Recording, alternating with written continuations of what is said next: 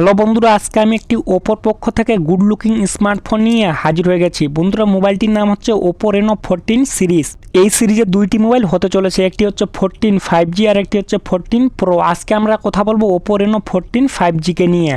এই মোবাইলটি ইন্ডিয়ায় কবে লঞ্চ হবে, এর প্রাইস কেমন থাকবে, আর মোবাইলটির আমরা ফুল ডিটেলস নিয়ে কথা বলবো।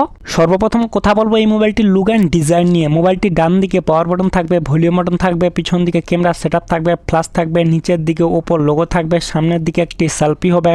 মোবাইলটির নিচের দিকে চার্জারের পিন থাকবে, সিম কার্ডের ট্রে লাগবে, ডুয়েল স্পিকার হবে। মোবাইলটি 3টি কালার হবে আর লুকটিও দেখতে পাচ্ছ বন্ধুরা। অ্যান্ড্রয়েড 15 হবে। মোবাইলটিতে ডিসপ্লেতে ফিঙ্গারপ্রিন্ট সেন্সর থাকবে, ফেস আনলক লাগবে। এই মোবাইলটি IP69 ওয়াটার রেসিস্ট্যান্ট হবে।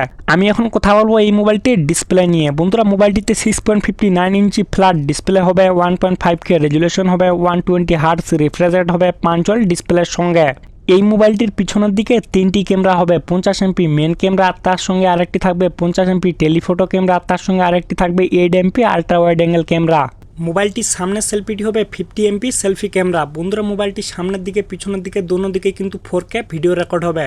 মোবাইলটিকে শক্তি দিতে চলেছে মিডিয়াটেক ডাইমেনসিটি 8350 চিপসেট। এই মোবাইলটিতে 1.5 মিলিয়ন এনথুতু স্কোর থাকবে, আর এই মোবাইলটিতে আপনারা 90 FPS এর মধ্যে যে কোনো গেম আরামসে খেলতে পারবেন। মোবাইলটির র্যাম টাইপ হবে LPDDR5X এর সঙ্গে মোবাইলটির র্যাম টাইপ হবে, আর রোম টাইপ হবে UFS 4.0 এর সঙ্গে মোবাইলটির রোম টাইপ হবে। মোবাইলটি 3টি ভ্যারিয়েন্টের হবে, এতে আবার এক্সট্রা মেমোরি কার্ড লাগবে না।